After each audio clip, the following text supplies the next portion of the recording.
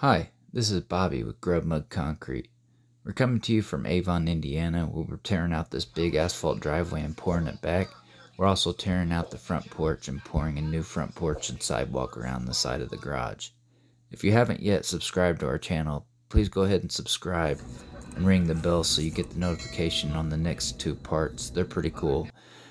Also, please support our channel and hit that like button.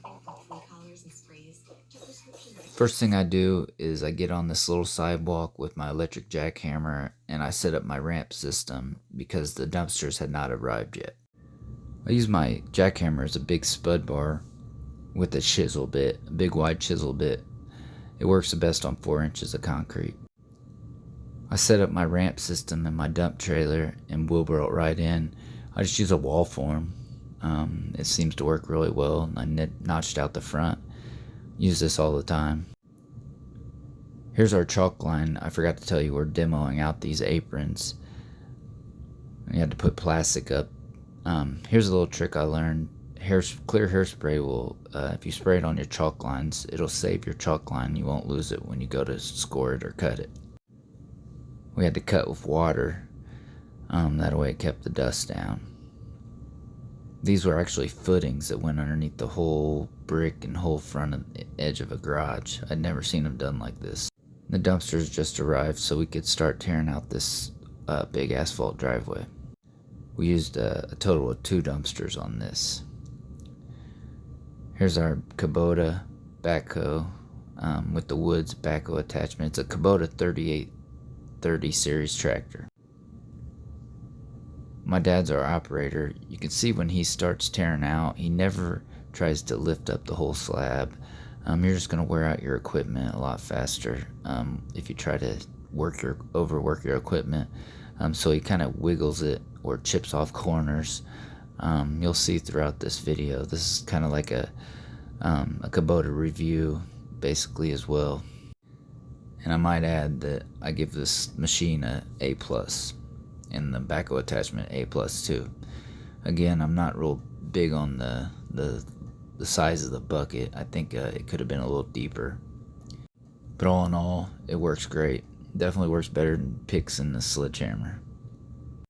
So I kind of wanted to talk about my story during this tear out.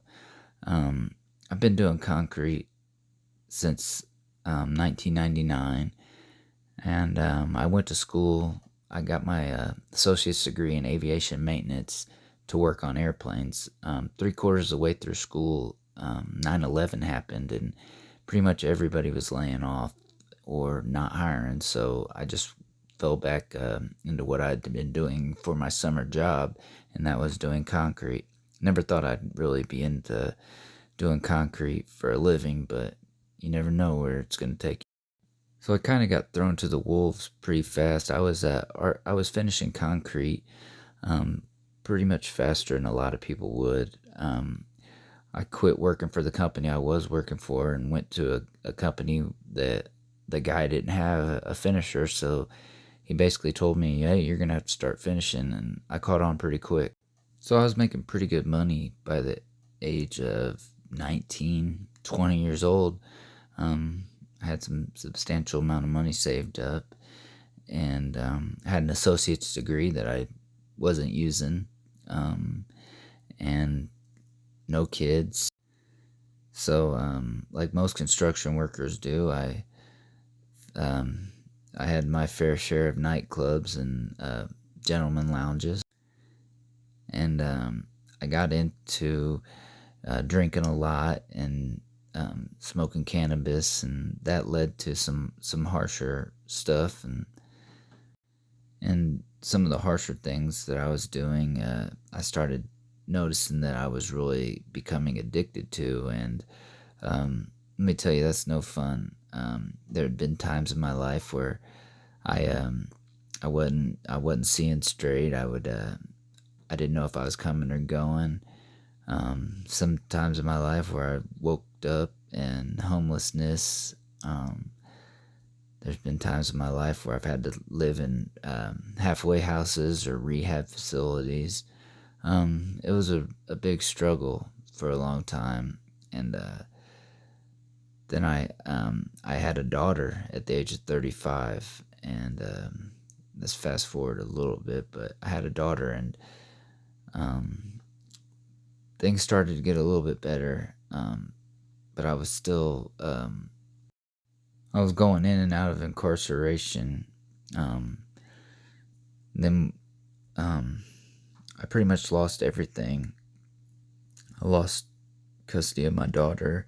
I lost my girl at the time, and I was sitting in a Marion County jail, and that's if you don't know, that's the county jail here in Indianapolis. I'm not from Indianapolis. I'm actually from the suburbs right out here where we do a lot of our work. But I was sitting in the county lockup, and I witnessed some things that a lot of people probably wouldn't have witnessed even in prison.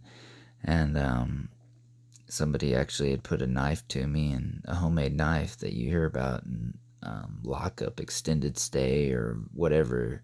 And it actually happened to me, and so I kind of got fed to the wolves pretty quick. I It was either keep on having this happen to me, or get my shit straight and, excuse my language, but get my shit straight and become a dad. And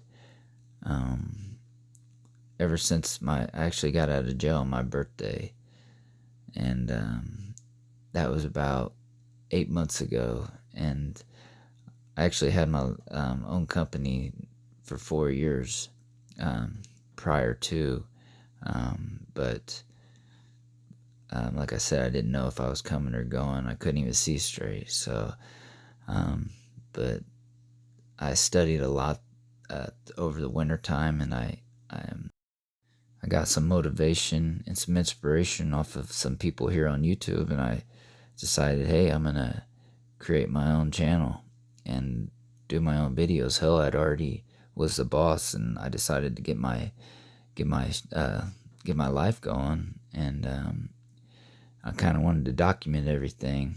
And so what I decided to do was just start filming. So a lot of times you'll see in my channel, you'll see everybody else working. You won't see me. It's really because I'm filming and trying to work at the same time. I've definitely mastered concrete, but even though I've mastered concrete, I've had that mastered. I joined a couple Facebook groups, and I probably learned more in the last 6 months in these Facebook groups than I have in the last 20 years of doing concrete. And that was pretty humbling, as a matter of fact.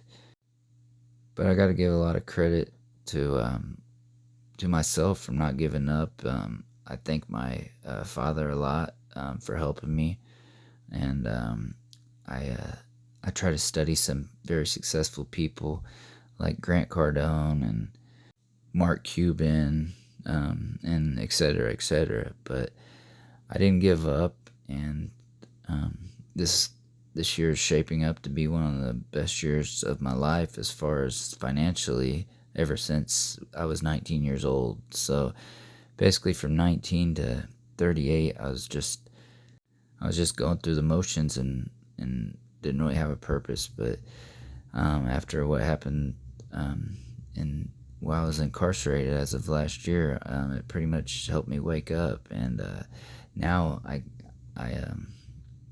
got a good thing going, and I've been clean over 8 months, and I'm not looking back. And I got to give also a lot of credit to my daughter. She's the biggest inspiration in this. She's one of the main reasons I started up this channel, so she could see what I was doing when she gets a little bit older. She's getting ready to turn 4 years old. So moral of the story is, don't give up. Don't give up, and don't think that you can't do it, because you can. You can set your mind. You can do anything if you set your mind to it, and that is the truth. I never thought that was true, but I definitely think it's true now. And as always, I really appreciate you watching, and please subscribe to our channel to help support us. Stay tuned for part 2 and 3. Have a good day.